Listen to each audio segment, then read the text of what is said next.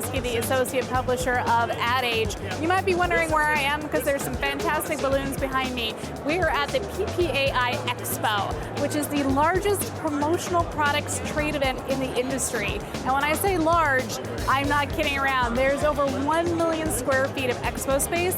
Over 20,000 participants are here from over 30 plus countries. It all adds up to a $24.7 billion industry, and we're going to take you inside. But what you see at the PPAI Expo might just surprise you, because while there are more than a few promotional products you'll recognize, today's promotional products industry is adapting to an ever-shifting consumer. We're talking about fashion, high-end products you're just going out and buying as a regular consumer, and products that are really focused on environmental responsibility, dare I even say sustainability.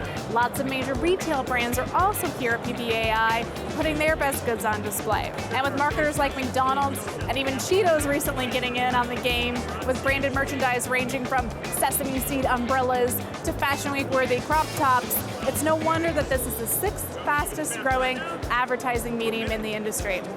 Let's go take a look.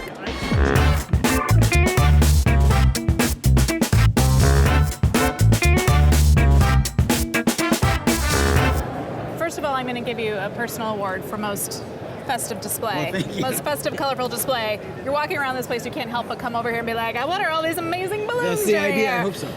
But tell us a little bit about your company and why you're here at PPAI Expo today. Absolutely. So, Pioneer Balloon Company, we're a balloon manufacturer, surprise, surprise. But we make manufacture about 3 million balloons every day in North America. It is crazy. It's a big number. So we've been involved in this marketplace for over 80 years, this space. Been coming to these shows since beginnings of these shows in Chicago and Dallas and here. So very active in the industry, but the idea for us is custom imprinted balloons is how we service this space in this market. So we're here this year specifically talking about sustainability and how our balloons are made from degradable natural latex. Right? And how new is that technology, or how late is that development? It's not. It's not? Okay. They've always have been. It's just telling the story, right? So the story is now timely. We tried 20 years ago to tell the story. No one was ready to hear it. So they're definitely ready to hear it. And we're going, hopefully everyone goes home with the idea that we're green. So now you're holding a balloon, so kind of take me through the components then, because I think when I'm thinking of balloons, I don't think of... Right. I think of people just like releasing them, and then you know it's not great for the environment. But take me through the components of the balloon. Sure. So it's a latex balloon, obviously. In this case, we have some new options. So this is a balloon stick that we've always had, a plastic, but this is actually made from cornstarch. Really? So agricultural products in general. So it could be potatoes or corn. This happens to be corn. So it's brand new. It's very sturdy. Yep. And but the main thing, even with the balloons, whether they use this apparatus or not, it's encouraging people to put a little bit of information on the balloon that says it is a natural degradable balloon, because just like you didn't know. Right. It has been all along, but communicating that is very difficult with our product. Most balloons aren't printed. In this market they are, which gives us the opportunity to say, hey, look, along with your logo, let people know it's a degradable product. And in this case, also let them know this is a compostable stick. Because again, how do I know that at an event? Our promotional products consultants know, their buyers may know, but it's about the people attending their events.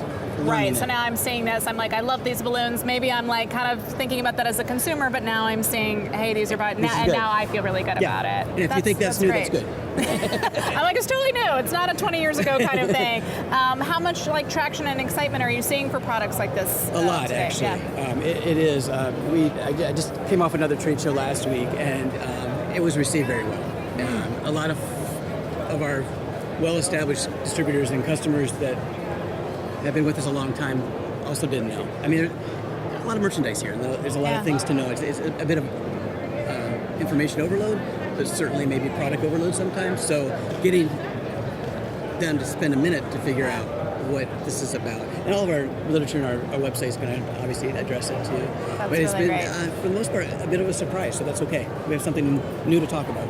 And who's the ideal marketer for this? Like, who's sort of the ideal client for this type of Sure. solution? One of our biggest segments is POP type work in store. So whether it be a promotion for the store itself or a product, you walk into a mass merchant or a discount drug chain or anything like that, you'll see custom printed balloons signing products.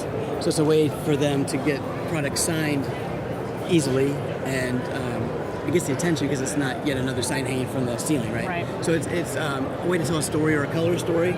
We have 90 colors, so we probably have a color story that matches your color story. So 90 colors, I like that. Yeah, so a lot of opportunities there. So that's really what it's about, getting attention. I mean, if you drive down the street, you see them at car dealerships still. That's still a big market for us. Finance, whether it be banks, a lot of banks, their biggest challenge these days is getting people in the lobby. When's the last time you were inside your bank? I mean, years. Yeah. So if there are balloons inflated, what they found is that there's a perception of something going on there. Maybe I am missing something.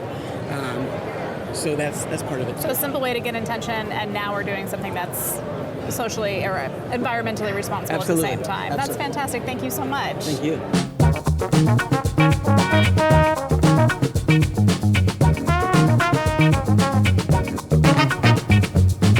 Here with Mike Landry from Toomey. You guys know Toomey. I know at least 80% of you watching this probably have a Toomey in your closet right now, talking about their role at PPAI Expo. Mike, what's happening here at PPAI for Toomey?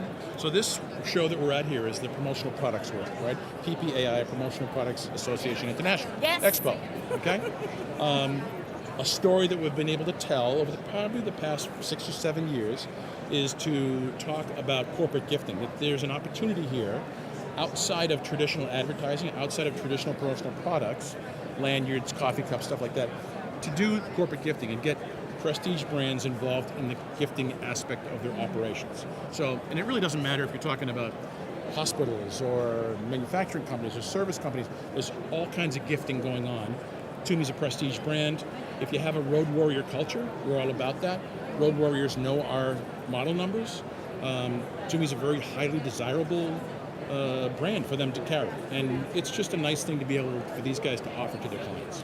Has it impacted the way you create product at all? Has that been part of the Toomey experience? No, or are you getting a lot of good feedback as you're talking to people here? Yeah, are you learning more about your own product in the process? Sure. So we have our headphones, antennas up all the time. I constantly make notes. I've been with Toomey 16 years. I always come back with input on new products and colors and so forth. People tell us all the time. So, and we feed that into design. You know, our design guys are pretty wacky about little details. I've seen screaming matches over what a key fob should look like. You know, it's just that level of, no, we say it to me, nobody sweats the details like we do, and I can honestly say that's so true. Anything that surprises you about being at an expo like this? Anything stands out of interest? Yeah, every conversation is different. That's kind of the fun part of the channel, right? So all I do is corporate gifts and incentives. I don't do retail. I don't do e-commerce. This is my whole world. Every single conversation is different. I just had a conversation with a guy that was doing board of directors gifts for a hospital, for example. So that's why it's top of mind. There's another guy that was doing backpacks for a financial company, and it's just every application is a little bit different. That's amazing. Thank you so much for chatting with us. Thank you. Delighted to be here.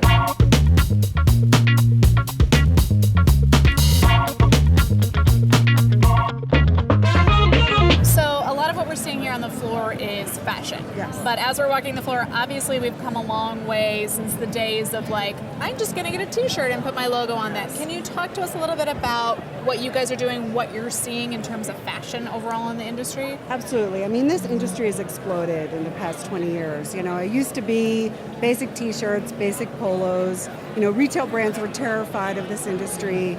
And, you know, people kind of got put into something, they didn't really like it, they wore it when they had to, and then they washed their car with it, you know, the next day.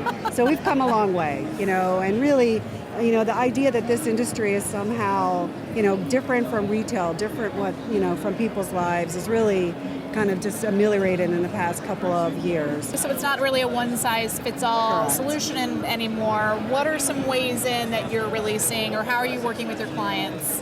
So, I mean, I think some of the earlier changes in the industry were women's product, right? So everything was unisex, and then we really saw women's product coming into the market. And then extended sizes, this idea that, you know, not everybody is a small to a XL. It's true. You know, so definitely those sort of trends happened within the industry. Then really that retail look and feel, right? So not just sort of stiff, boardy things to wear. And now we're really seeing even more of a shift, less in this cookie cutter look where everybody in the company wears exactly the same thing. I think companies are realizing that especially apparel, the impressions can be really high if your employees wear their garments. And employees love their companies, they're really proud, their companies are part of their identity, but this sort of delineation between like what I wear at work and what I wear in my private life or personal life is shifting. So the idea that, you know, I want to wear what I like even while I'm working. Right. Have garments that make me look good. I'm really proud of my company. We're seeing lots of generations working in the industry. That's so true. Any industry, right? So you've got, you know, people in their 60s and 70s that are still working, you know, young people coming up just out of college. So this idea that you can unify a group more around a color or a look Ooh, I like that. versus everybody wearing the exact same shirt, I the love exact that. same polo. So we're really thinking about outfitting more than uniforming in some of the corporate identity. I mean, there's still a place for uniforming, but we're really seeing this shift. And you really know? allowing people to express themselves Yes. personally. So not like, I can only show my love for my company by wearing this horrible Right. jacket that I got and I Right. hate, versus like now I can choose something that symbolizes me. That's a wonderful addition and concept. What kind of brands are you seeking to bring to the portfolio, or how are you advocating for that change within just what you're able to bring your customers? So we look at our sort of our brand portfolio. I mean, certainly retail is becoming more and more prominent. Companies want retail brands. A lot of times companies want to sort of gift their employees, you know, there's the attaboy, attagirl, like kind of Right. ways to, you know, employee retention is a real challenge with some companies. So the ability to give employees perks and products that they like. So retail brands have become important. Not everyone can afford a retail brand product. So within our own private brand portfolio, we have developed brand identities so that, you know, Harriton might be a brand more for, you know, kind of that look of workwear, fashionable workwear. Devin & Jones is more like, you know, kind of a corporate Peter Millar look or something like that. Got it. And I even like what you're wearing. I'm like, it's a Yes. whole thing, and I So got like a this thing. is, Yeah. right, this is from our Devin & Jones line, and Okay. you know the ladies' silhouette is made like you could wear this as a blouse. Yeah. You could wear like I'm wearing it, like a little jacket. It didn't even occur to me that that was a thing, and then I was like, oh yes. The men's is a typical button down. Right. So we're really looking at, you know, and then we have our other brand partners, you know, so Spider, Marmot, you know, more of a younger, hipper, That's you know, very Under cool. Armour, very classic, athletic. So we're looking at ways to bring in different brand identities, different segments of the population, and really helping have choice. We really want to be That's that, right. that supplier of choice. No shortage of choice. Yeah, No that's shortage of good. choice. Well, thank you so much for Oh, chatting thank with you. us. It was awesome. Thank I you. appreciate it. Thank you. Thanks.